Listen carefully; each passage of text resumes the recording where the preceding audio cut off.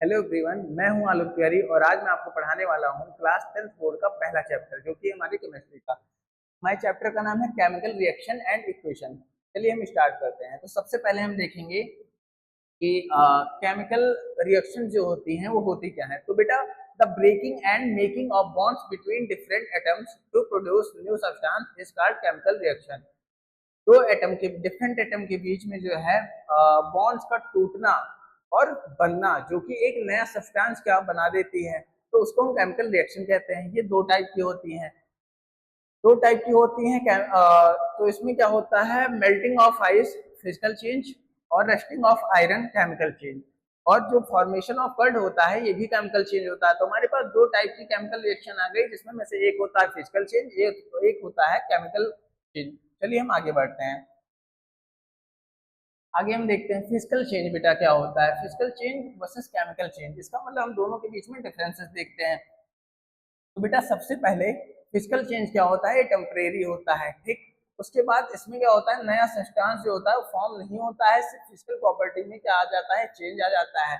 और change can be reverse by physical method, यानी ये चेंज होता है ये रिवर्स हो सकता है फिजिकल मेथड के साथ। आगे हम देखते हैं एनर्जी में और मे नॉट बी रिलीज और एब्जॉर्ब। एनर्जी क्या है, रिलीज भी हो सकती है और रिलीज नहीं भी हो सकती है ऐसे चेंज में, यानी फिजिकल चेंज में। आगे हम केमिकल चेंज देखते हैं। केमिकल चेंज जो हमारा होता है वो परमानेंट होता है और ये न्यू सब्सटेंस आर फॉर्म। इसमें क्या होता है, न्यू सब्सटेंस क्या हो जाता है, वो फॉर्म होता है with entirely different physical and chemical properties. इसमें पूरी तरीके से इसमें क्या होता है, दूसरी फिजिकल प्रॉपर्टीज भी बन जाती हैं और केमिकल प्रॉपर्टीज भी बन जाती हैं। केमिकल चेंज जो chemical can not be reverse bye simple physical method, और ये चेंज जो होता है ये रिवर्स नहीं हो सकता है सिंपल फिजिकल मेथड के साथ। आगे हम देखते हैं जो एनर्जी इज रिलीज और एब्जॉर्ब ड्यूरिंग केमिकल चेंज। इसमें क्या होता है, एनर्जी रिलीज होती है या फिर एब्जॉर्ब होती है ड्यूरिंग केमिकल चेंज में। Any change that involve chemical change is called chemical reaction. यानी किसी भी चेंज में अगर जो केमिकल चेंज हो रहा है तो क्या होता है, वो हमारा केमिकल रिएक्शन होता है। चलिए अब हम आगे बढ़ते हैं। तो केमिकल इक्वेशन क्या होता है, हमारा नेक्स्ट टॉपिक है chemical equation. The representation of chemical reaction in the form of formulae of reactants and products separated by an arrow mark is called chemical equation। तो बेटा जो रिप्रेजेंटेशन होता है केमिकल रिएक्शन का इन द फॉर्म ऑफ, किसमें, formula में, reactants and products को हम सेपरेट करते हैं एक एरो के साथ, उसको हम केमिकल इक्वेशन कहते हैं। जैसे देखो बेटा, ये मैग्नीशियम जो है ये ऑक्सीजन के साथ क्या कर रहा है, रिएक्ट कर रहा है, इसीलिए हम इसको रिएक्टेंस कहते हैं। ये दोनों हमारे क्या हुए, रिएक्टेंस में, जो कि एलएचएस में है, लेफ्ट हैंड साइड पे है। अब इधर देखो, इधर एक एरो है बीच में, ये एरो क्या कर रहा है, ये बता रहा है कि इधर नया प्रोडक्ट बन रहा है। तो नया प्रोडक्ट हमारा क्या बन रहा है, मैग्नीशियम ऑक्साइड, और ये हमारा क्या है, प्रोडक्ट है, जो कि राइट हैंड साइड पे लिखा जाता है। अब केमिकल इक्वेशन क्या होती है, मैग्नीशियम प्लस O2, इसका मतलब मैग्नीशियम प्लस ऑक्सीजन। तो जो हमने यहाँ पे अपनी वर्ड इक्वेशन में लिखा, इसको हम अपनी केमिकल इक्वेशन में लिखेंगे, सिंबल्स में लिखेंगे। मैग्नीशियम को हमने Mg लिखा, ऑक्सीजन को O2, और नया प्रोडक्ट जो हमारा बना वो बना MgO। तो इसको हमने फॉर्मूला में और सिंबल के फॉर्म में लिख दिया, तो हमारा क्या हो गया, केमिकल इक्वेशन हो गया। चलिए आगे बढ़ते हैं। आगे बेटा हम देखेंगे जो कि आपको बोर्ड के पर्पस से सबसे इंपॉर्टेंट टॉपिक है, बैलेंस इक्वेशन, जो कि बोर्ड में काफी बार पूछा भी जाता है, हमेशा पूछा जाता है। तो बैलेंस इक्वेशन पहली बात होती क्या है, तो the same number of atoms, यानी एटम्स का जो होगा वो सेम नंबर होगा, और वो किधर होगा, सेम नंबर ईच एलिमेंट का जो सेम नंबर होगा एटम्स का, वो रिएक्टेंट्स, जैसा कि मैंने आपको बताया एलएचएस पे हमारा रिएक्टेंट्स होता है और आरएचएस पे प्रोडक्ट होता है, वो दोनों साइड में इक्वल होगा। जैसे कि यहाँ पे मान लीजिए मैग्नीशियम है, ठीक, और ये ऑक्सीजन के साथ रिएक्ट कर रहा है, और ये क्या मैग्नीशियम ऑक्साइड बना रहा है। तो अब मैग्नीशियम इधर एलएचएस में हमारे पास कितना है, एक है, और ऑक्सीजन दो है, इधर ऑक्सीजन एक है और Mg एक है। अब एलिमेंट जो हमारे दो एलिमेंट थे, इधर दो एटम है, इधर एक ही एटम है, तो इसको हमें क्या करना है, इस पे हम सबसे पहले अपने ऑक्सीजन को क्या करेंगे, बैलेंस करेंगे। तो ऑक्सीजन बैलेंस करने के लिए इधर हमने क्या किया, इसको 2 से मल्टीप्लाई कर दिया, और अपनी इक्वेशन में भी हमने क्या किया, यहाँ पे 2 लगा दिया, तो हमारे पास 2 MgO हो गया। अब देखिए, अब M2MgO को करने के बाद हमारे पास क्या हुआ, Mg तो इधर एक ही था और इधर ऑक्सीजन को बैलेंस करते हुए हमारा जो Mg था वो भी 2 हो गया। अब हमें Mg को भी क्या करना पड़ेगा, बैलेंस करना पड़ेगा। तो इधर हमने क्या किया, Mg को भी 2 से क्या किया, मल्टीप्लाई कर दिया और इधर भी 2Mg कर दिया। अब इधर देखिए आप 2Mg इधर है, 2 ऑक्सीजन इधर है, तो Mg इधर भी है और ऑक्सीजन भी 2 है। इसका मतलब हमारी जो केमिकल इक्वेशन थी वो बैलेंस हो गई है। अब चलिए हम अगली इक्वेशन पे चलते हैं।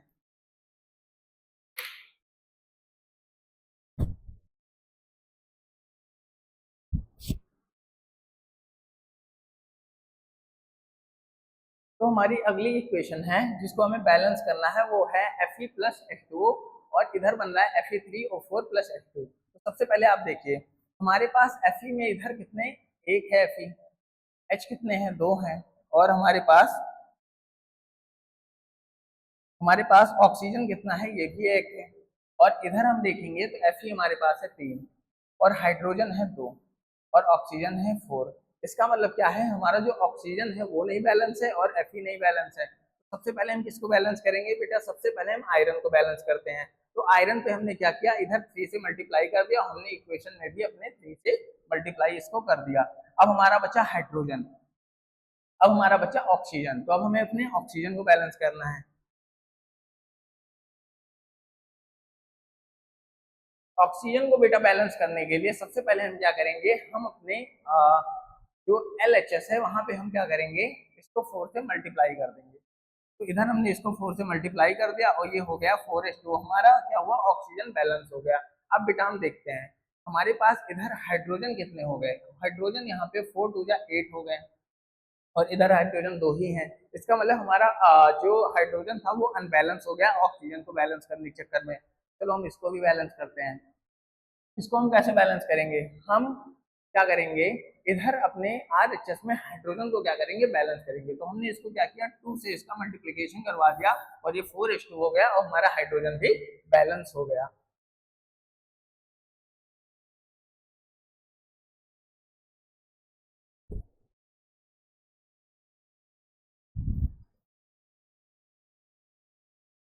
चलिए बेटा, ये तो बात हुई chemical reaction equation, word equation और बैलेंसिंग के बारे में। अब हम देखते हैं कि हम अपने इक्वेशन को कितना इंफॉर्मेटिव बना सकते हैं कि एग्जामिनर देखे तो एकदम से खुश हो जाए कि हाँ मतलब बच्चा पढ़ के आया है बोर्ड्स के लिए। तो चलिए देखते हैं। सबसे पहले बेटा अपनी इक्वेशन को इंफॉर्मेटिव बनाने के लिए आपको क्या रिप्रेजेंट करना पड़ेगा, आपको रिप्रेजेंट करना पड़ेगा आपको रिप्रेजेंट करना पड़ेगा इसके फिजिकल स्टेट को बाय यूजिंग सिंबल। और सिंबल कैसे आपको यूज करना है, सिंबल आपको यूज करना है, जैसे मान लीजिए आपकी रिएक्शन में आप अपनी रिएक्शन लिख रहे हैं तो उसमें क्या है, आयरन मान लीजिए आपका सॉलिड है, ठीक। तो हम क्या करेंगे, उसको S से रिप्रेजेंट करेंगे। अगर जो कोई भी रिएक्शन में आपका जो एटम है वो क्या है, लिक्विड में है, तो हम उसको लिक्विड में डिनोट करेंगे। कोई एलिमेंट हमारा गैस में है तो गैस में हम G से उसको रिप्रेजेंट कर सकते हैं या फिर ऐसे एरो कर सकते हैं। और वाटर सोल्यूबल सॉल्यूशन यानी जो एक्वस सॉल्यूशन होगा तो हम उसको ए और क्यू से डिनोट कर सकते हैं। प्रेसिपिटेट, प्रेसिपिटेट को हम अपने डाउन एरो कर सकते हैं, एरो नीचे कर देंगे, इससे हम क्या कर सकते हैं, रिप्रेजेंट कर सकते हैं। अब reaction condition such as temperature, pressure, catalyst, तो हम क्या करेंगे, अपनी रिएक्शन की कंडीशन को बता सकते हैं और ये कहाँ बताना है, इंडिकेटेड अबव और बिलो द एरो, यानी हम अपने एरो के इस पे ऊपर भी कर सकते हैं और नीचे भी कर सकते हैं अपनी रिएक्शन की कंडीशन को। और हमेशा हीट को हमें कैसे रिप्रेजेंट करना है, अगर ये मान लीजिए हमारे रिएक्शन में हीट इन्वॉल्व है तो हमें उसको ऐसे ट्रेंगल के साइन से क्या करना है, रिप्रेजेंट करना है। चलिए अब हम आगे बढ़ते हैं।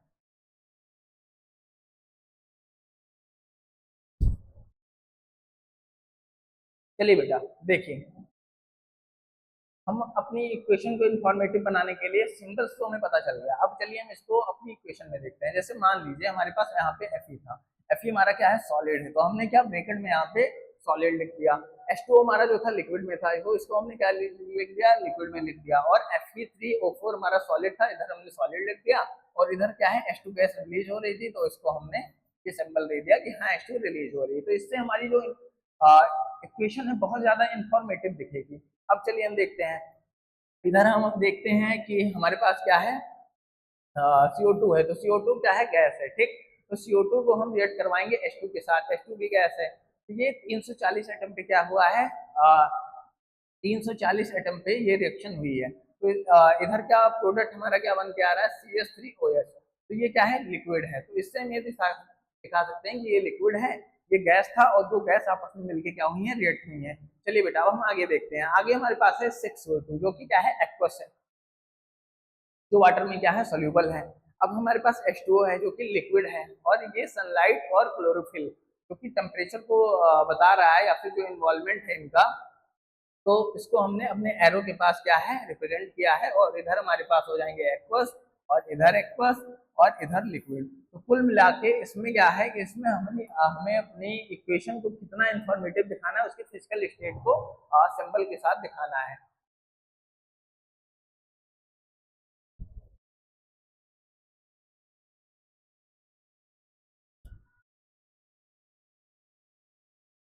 चलिए बेटा, अब हम शुरू करते हैं टाइप्स ऑफ रिएक्शंस। रिएक्शंस कितनी टाइप की होती हैं। तो सबसे पहले बेटा हमारे पास आती हैं टाइप्स ऑफ रिएक्शन में कॉम्बिनेशन रिएक्शन। कॉम्बिनेशन रिएक्शन होती क्या है, कॉम्बिनेशन रिएक्शन में होता है कि दो रिएक्टेंट्स आपस में, जैसे ए बी है, तो ये रिएक्ट करके जो प्रोडक्ट बनेगा वो ऐसे बन जाएगा ए बी, ये कंबाइन कर जाएंगे। और डिकम्पोजिशन क्या होता है, डिकम्पोजिशन जस्ट इसका अपोजिट होता है। मान लीजिए कोई था ए बी, क्या हो जाएगा, ए प्लस बी, ये टूट जाएंगे। चलिए हम आगे देखते हैं डिस्प्लेसमेंट क्या होता है। डिस्प्लेसमेंट में मान लीजिए इधर था ए बी, और यहाँ पे सी आया। सी क्या है, अब बी से ज्यादा रिएक्टिव है। ये क्या करेगा, ए क्या करेगा, सी करेगा इसको, बी को डिस्प्लेस। तो ये हो जाएगा AC, यानी अब ये AC के साथ रहने लगेगा।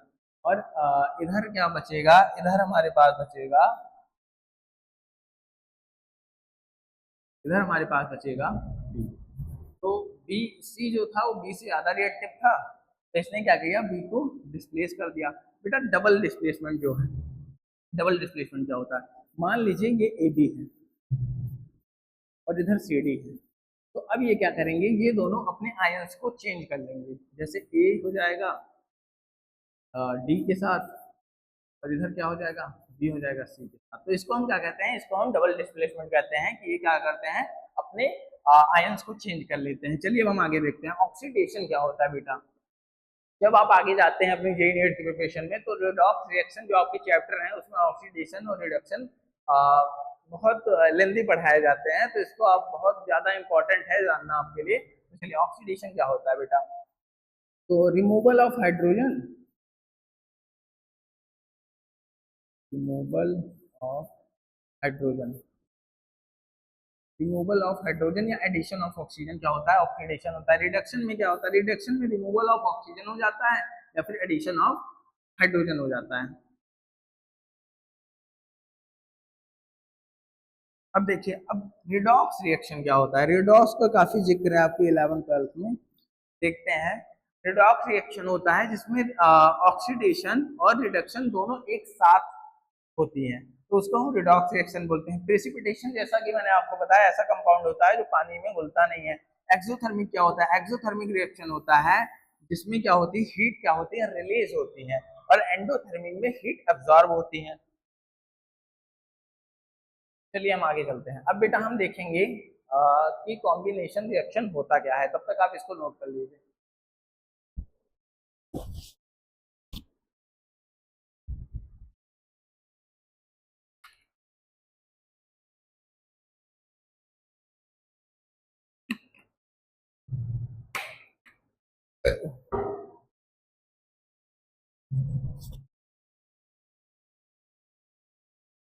चलिए बेटा, तो कॉम्बिनेशन रिएक्शन हमारी क्या होती है, reaction in which two or more reactants combine to form a single product is called chemical combination. देखो बेटा, कॉम्बिनेशन रिएक्शन में क्या होगा, टू और मोर प्रोडक्ट, मान लीजिए ए प्लस बी है, ये क्या बनाएगा, एक कंबाइन होके एक सिंगल प्रोडक्ट बना देंगे, जैसे ए बी है, ठीक। तो इसे हम कॉम्बिनेशन रिएक्शन कहते हैं। अब चलिए हम देखते हैं कि इसके एग्जांपल्स क्या क्या हैं। जैसे बर्निंग ऑफ कोल है, इसमें क्या होता है, कार्बन जो कि क्या होता है, सॉलिड। यहाँ पे देखिए जिक्र हुआ है किसका, इंफॉर्मेटिव, जो हम अपने इक्वेशन को बना रहे थे, जैसे इसमें रिप्रेजेंट है कि हाँ ये सॉलिड है, ठीक। इससे ऑक्सीजन के साथ क्या हो रहा है, रिएक्ट कर रहा है, और क्या बना रहा है, CO2, यानी कार्बन डाइऑक्साइड गैस। तो क्या हुआ, दो रिएक्टेंट आपस में रिएक्ट किए और यहाँ पे एक सिंगल क्या है प्रोडक्ट बना। ऐसे ही आप देख लीजिए formation of water from H2 and O2 gas. तो इसमें क्या होगा, हाइड्रोजन रिएक्ट कर रहा है ऑक्सीजन के साथ और यहाँ पे वाटर बन रहा है, तो दो रिएक्टेंट मिलके क्या एक सिंगल प्रोडक्ट बना रहे हैं। अब हम देखते हैं formation of slag line. Slag line क्या होता है, कैल्शियम ऑक्साइड जो होता है जो कि क्विकलाइन होता है, ठीक, और ये वाटर के साथ रिएक्ट करता है H2O के साथ, और ये क्या बनाता है, कैल्शियम हाइड्रोक्साइड बनाता है जो कि क्या होता है एक्वस होता है, ये स्लेग लाइन होता है, ठीक। तो ऐसे होता है कॉम्बिनेशन रिएक्शन जिसमें दो क्या होते हैं रिएक्टेंट्स होते हैं या फिर उससे ज्यादा, वो क्या करते हैं एक सिंगल प्रोडक्ट बना देते हैं, उसी को हम कॉम्बिनेशन रिएक्शन कहते हैं। आप इसको याद रखिएगा, ये आपकी हेल्प कर सकता है अगर आप इसको भूलने लगे तो। चलिए हम आगे देखते हैं। आगे हमारे पास है डिकम्पोजिशन रिएक्शन बेटा। तो डिकम्पोजिशन रिएक्शन क्या होता है, इसकी आप हेडिंग डाल दीजिए पहले, डिकम्पोजिशन रिएक्शन। तो आपका नेक्स्ट टॉपिक है।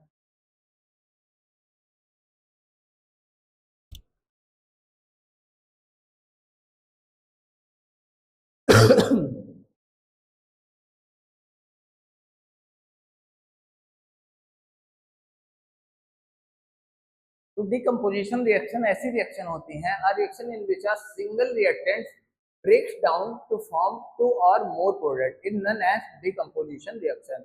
एक रिएक्शन बेटा ऐसी जिसमें क्या होती है सिंगल रिएक्टेंट जो होते हैं वो ब्रेक डाउन हो जाती हैं दो या दो से ज्यादा प्रोडक्ट में। इसको हम कैसे देखते हैं, मान लीजिए ये ए बी था और ये टूट रहा है और ये क्या बन गया ए प्लस बी इधर हो गया। तो ये क्या था, ये सिंगल रिएक्टेंट था और ये टूट के क्या हो गया, इधर दो प्रोडक्ट इधर निकल के आ गए। तो ये क्या हो गया, ये हमारी डिकम्पोजिशन रिएक्शन है बेटा। ये थ्री टाइप्स की होती हैं डिकम्पोजिशन रिएक्शन जो हमारी होती है, ये थ्री टाइप्स की होती हैं।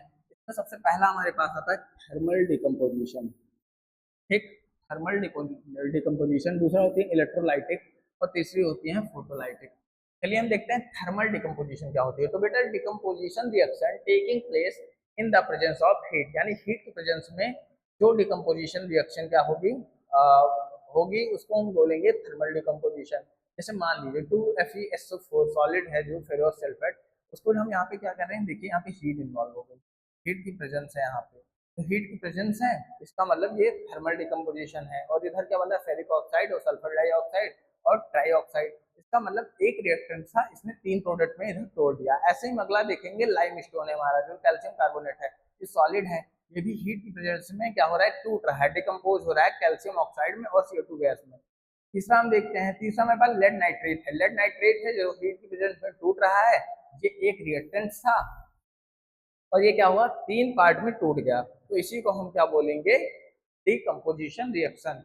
हमारा सिंगल रिएक्टेंट होगा और वो दो पार्ट में टूट जाएगा, दो प्रोडक्ट में टूट जाएगा, उसको हम डिकम्पोजिशन रिएक्शन बोलते हैं। इसको आप याद रखिएगा। अगला टॉपिक है हमारा डिकम्पोजिशन रिएक्शन का ही फोटोलाइटिक डिकम्पोजिशन क्या होता है, चलिए देखते हैं। Photolytic decomposition, decomposition reaction taking place in the presence of light. ऐसी डिकम्पोजिशन रिएक्शन जो क्या प्लेस लेगी प्रेजेंस ऑफ लाइट के। इसका मतलब जब लाइट की प्रेजेंस रहेगी इसमें डिकम्पोज होगा। अब देखिए जैसे मान लीजिए 2AgCl है हमारा, तो ये क्या होगा सनलाइट के प्रेजेंस में क्या होगा टूटेगा दो पार्ट में, एक ये और एक ये। Ag और Cl2 में अलग हो जाएगा, तो ये भी डिकम्पोज हो रहा है, लेकिन सनलाइट के प्रेजेंस में ये रिएक्शन क्या हो रही है टेक प्लेस कर रही है। आगे देखते हैं AgBr है हमारे पास सिल्वर ब्रोमाइड, तो ये क्या कर रही है सनलाइट के प्रेजेंस में टूट रही है, Ag में टूट रही है और Br2 में टूट रही है, तो ये भी डिकम्पोजिशन रिएक्शन का ही एग्जाम्पल है। चलिए हम आगे देखते हैं। आगे हमारे पास है electrolytic decomposition, decomposition reaction taking place in the presence of electricity. तो क्या होगा ऐसी डिकम्पोजिशन रिएक्शन जो प्लेस लेगी प्रेजेंस ऑफ इलेक्ट्रिसिटी के। जैसे वाटर, वाटर का जो हम क्या करते हैं इलेक्ट्रोलाइसिस करते हैं, देखिए यहाँ पे इलेक्ट्रोलाइसिस हो रहा है, तो ये क्या होता है इधर एक प्रोडक्ट टूटा और इधर टूटा, तो ये दो प्रोडक्ट क्या हो गए टूट गए, तो ये क्या हुआ डिकम्पोज हो गए, तो इसी को हम क्या बोलेंगे इलेक्ट्रोलाइटिक डिकम्पोजिशन। चलिए बेटा हम अपनी स्लाइड में आगे बढ़ते हैं। अब हम देखेंगे बेटा डिस्प्लेसमेंट रिएक्शन क्या होता है। तो देखिए displacement reaction, when a more reactive element displace less reactive element from its compound is called displacement reaction. जब बेटा एक ज्यादा रिएक्टिव एलिमेंट जो होगा वो कम रिएक्टिव एलिमेंट को डिस्प्लेस कर देगा, हटा देगा किसी भी कंपाउंड से या फिर उसके कंपाउंड से, तो उसको डिस्प्लेसमेंट रिएक्शन बोलेंगे। जैसे देखिए यहाँ पे एग्जाम्पल से आपको समझ में आ जाएगा। एग्जाम्पल से क्या है, हमारे पास क्या है, आयरन है जो कि क्या है कॉपर से ज्यादा रिएक्टिव है। अब ये कॉपर सल्फेट के सोल्यूशन से क्या करेगा, कॉपर को इसने क्या कर दिया, रिमूव कर दिया और डिस्प्लेस कर दिया, और यहाँ पे क्या हो गया, आयरन सल्फेट का इसने सोल्यूशन बना लिया। तो ये क्या हो जाएगा हमारा डिस्प्लेसमेंट रिएक्शन, इसको आप नोट कर लीजिए।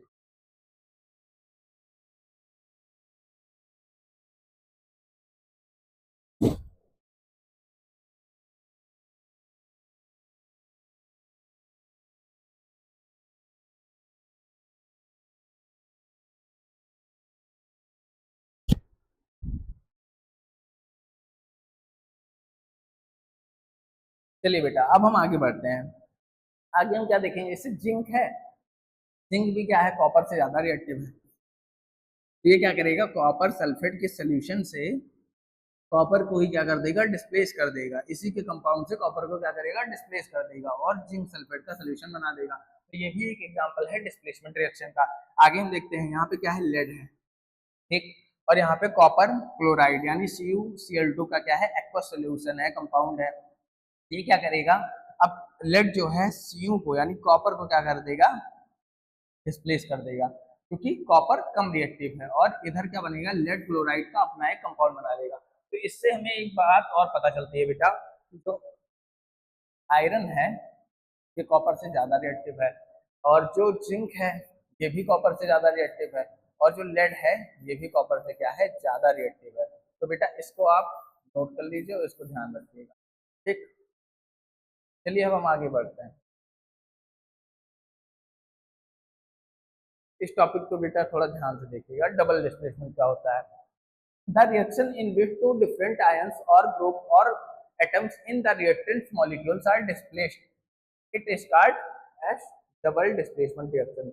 The reaction in which, ऐसी reaction जिसमें क्या होता है, two different ions होते हैं, यानी जो different ion होंगे और ग्रुप होंगे एटम्स के, वो क्या होंगे, रिएक्टेंट्स के मॉलिक्यूल जो होंगे आपस में क्या हो जाएंगे, डिस्प्लेस हो जाएंगे बेटा। जैसे देखो इधर सोडियम सल्फेट का एक इधर हमारे पास रिएक्टेंट है, ठीक, और इधर BaCl2 बैरियम क्लोराइड का है, ठीक। अब क्या होगा, ये अपने आयंस को चेंज कर लेंगे, इधर BaSO4 हो जाएगा और इधर NaCl हो जाएगा। तो इन दोनों ने क्या किया, अपना आयंस को क्या कर लिया, चेंज कर लिया। जैसे कि मैंने आपको AB के फॉर्म में बताया था। तो डबल डिस्प्लेसमेंट में क्या होंगे, दो रिएक्टेंट्स अपने डिफरेंट आयंस जो हैं अपने चेंज कर लेंगे, तो हमारी डबल डिस्प्लेसमेंट हो जाती है। चलिए अब हम आगे बढ़ते हैं।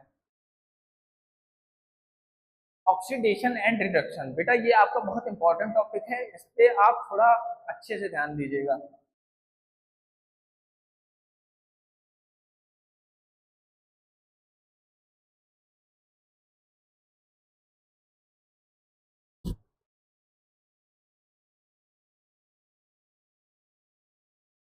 चलिए बेटा ऑक्सीडेशन एंड रिडक्शन देखते हैं। तो सबसे पहले ऑक्सीडेशन क्या होता है, the process of addition of oxygen to a substance और रिमूवल और of hydrogen from a substance is called oxidation.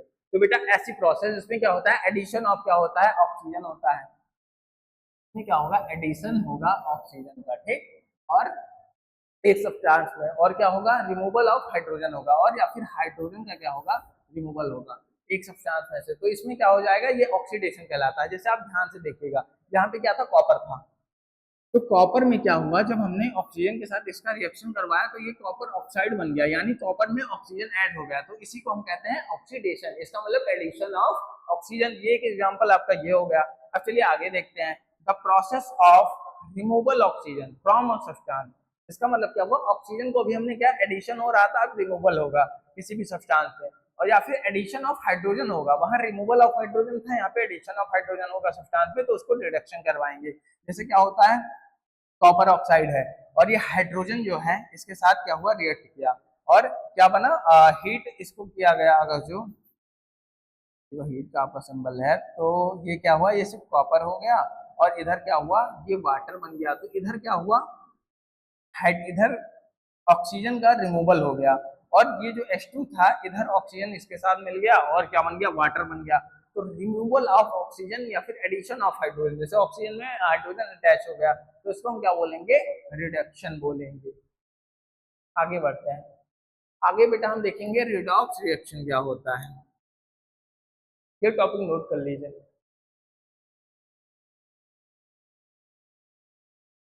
चलो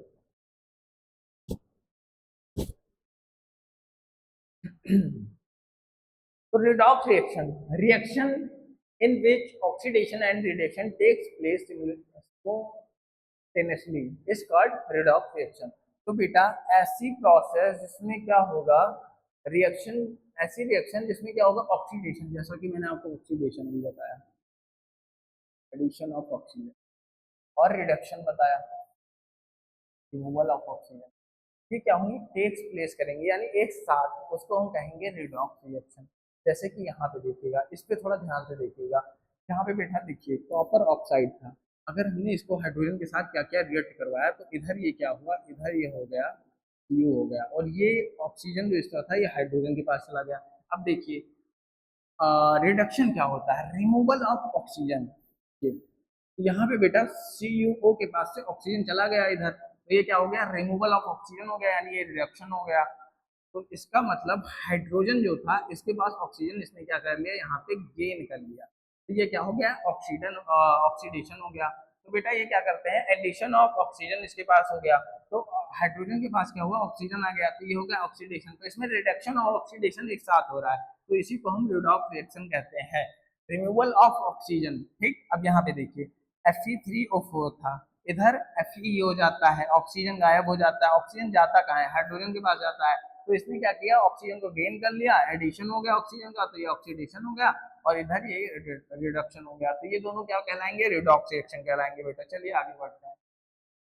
प्रेसिपिटेशन रिएक्शन क्या होती है, chemical reaction which involve formation of water in soluble precipitation is called precipitation reaction। chemical reaction which involve, इसमें क्या involve होती है, formation of water in soluble precipitation। बेटा इसका मतलब जो वाटर में क्या होता है, केमिकल रिएक्शन के दौरान क्या होता है, फॉर्मेशन होगा जो वाटर में इनसॉल्युबल होगा, उसको प्रेसिपिटेशन कहते हैं बेटा।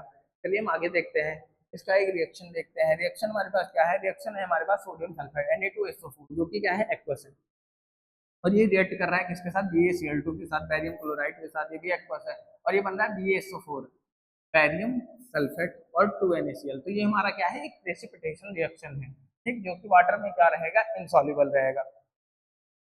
एक्सोथर्मिक रिएक्शन, मैंने आपको क्या बताया था, एक्सोथर्मिक रिएक्शन क्या होता है, reaction that involve evolution of heat are called exothermic reaction, जिसमें बेटा हीट का एवोल्यूशन होगा, हीट जिसमें क्या होगी, रिलीज होगी।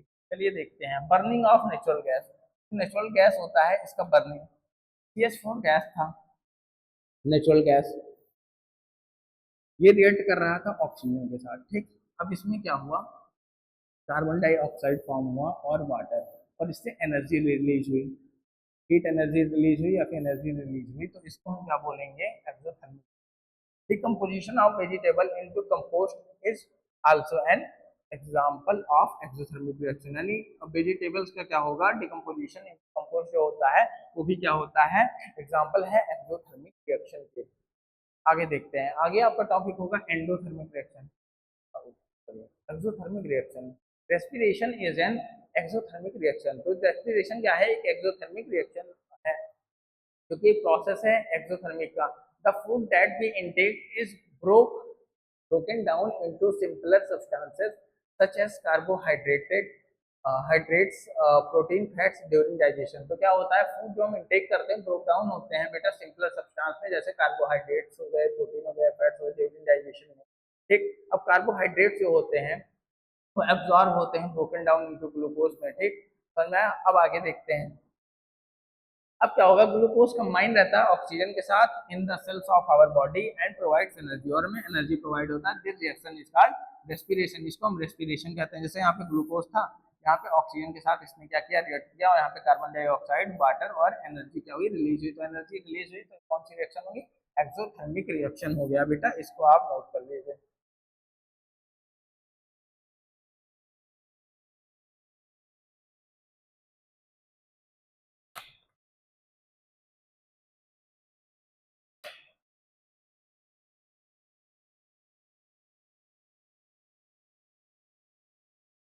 चलिए आगे बढ़ते हैं। आगे हमारे पास है एंडोथर्मिक रिएक्शन बेटा। Reaction which occur by the absorption of heat are called endothermic reaction. इसमें हीट का क्या होता है बेटा, अब्जॉर्प्शन होता है, तो इसको क्या बोलते हैं, एंडोथर्मिक रिएक्शन। जैसे फेरॉस सल्फेट है FeSO4, ठीक, ये क्या होता है, हीट यहाँ पे इन्वॉल्व हो रही है, ठीक, हीट अब्जॉर्ब कर रहा है, और ये फेरिक ऑक्साइड और सल्फर डाइऑक्साइड और सल्फर ट्राइऑक्साइड SO2 SO3 को क्या कर रहा है, तीन पार्ट में इसका क्या है प्रोडक्ट आ रहा है, ठीक, तो क्या है ये एंडोथर्मिक रिएक्शन है क्योंकि इसमें हीट अब्जॉर्ब हो रही है। ऐसे ही हमारे पास है कैल्शियम कार्बोनेट जो कि लाइमस्टोन है, इसको भी जब हम हीट करते हैं या फिर हीट को जब एब्जॉर्ब करता है तो ये क्या होगा, क्विक लाइन बनता है जो कि है कैल्शियम ऑक्साइड और CO2 गैस, जो इसमें कार्बन डाइऑक्साइड निकलता है, तो इसमें भी हीट का क्या एब्जॉर्प्शन हो रहा है, तो ये भी क्या है एंडोथर्मिक रिएक्शन है। तो एक्सोथर्मिक क्या होता है, जिसमें हीट रिलीज होती है, एंडोथर्मिक होता है जिसमें हीट अब्जॉर्ब होती है। आगे बढ़ते हैं। ट्रांसिडिटी क्या होता है बेटा, the process of slow oxidation of oil and fat present in the food material resulting in the change of smell and taste in them is called rancidity. जो बेटा प्रोसेस होता है, स्लो ऑक्सीडेशन होता है ऑयल का और fat का, present जो होते हैं हमारे फूड मटेरियल में, in the change of smell and taste is called rancidity. तो उसको हम ट्रांसिडिटी कहते हैं, उसकी स्मेल में टेस्ट में चेंज आ जाता है ऑक्सीडेशन के कारण। रेंसिडिटी को हम कैसे प्रिवेंट कर सकते हैं बेटा, तो इसको ध्यान दीजिएगा। By keeping food material in air tight container, air tight container में अगर हम इसको क्या करेंगे, कंटेन करेंगे। Refrigeration of cooked food at low temperature, इसको हम क्या करेंगे, लो टेम्परेचर में रखेंगे अपने फूड को, तो ये क्या होगा, रेंसिडिटी से इसको प्रिवेंट कर सकते हैं। Packing of food items like potato chips in PACS containing nitrogen gas instead of air, it prevents oils and fats from reacting with air। तो इससे क्या होगा, ये क्या करेगा, अगर हम इसको नाइट्रोजन में पैक करके रखेंगे तो ये एयर के साथ क्या होगा, रिएक्ट नहीं करेगा और ये इसको प्रिवेंट कर लेगा रेंसिडिटी से। और आगे देखते हैं।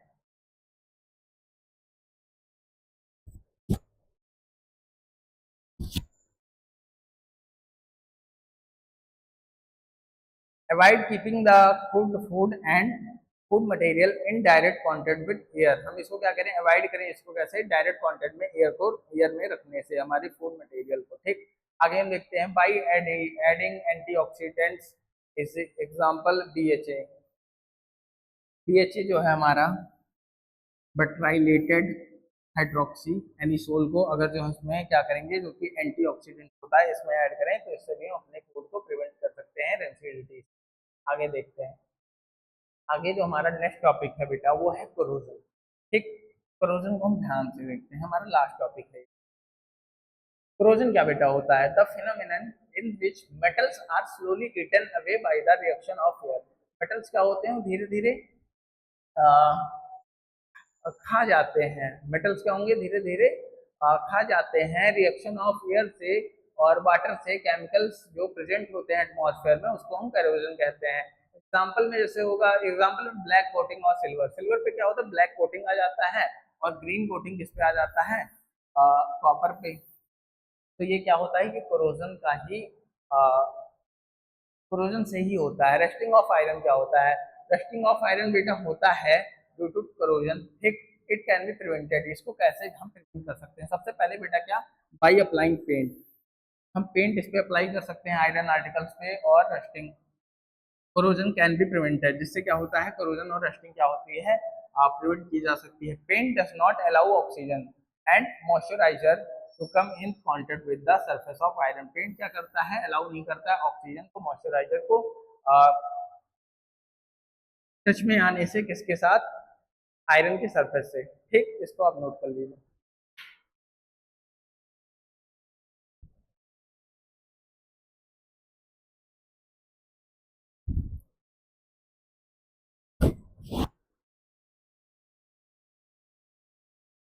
तो बेटा ये था हमारा पहला chapter, chemical reaction and equation, हमारे बोर्ड्स के लिए, जो कि क्या अब खत्म हो गया है। तो अगली वीडियो में हम मिलेंगे चैप्टर सेकंड के साथ। Thank you.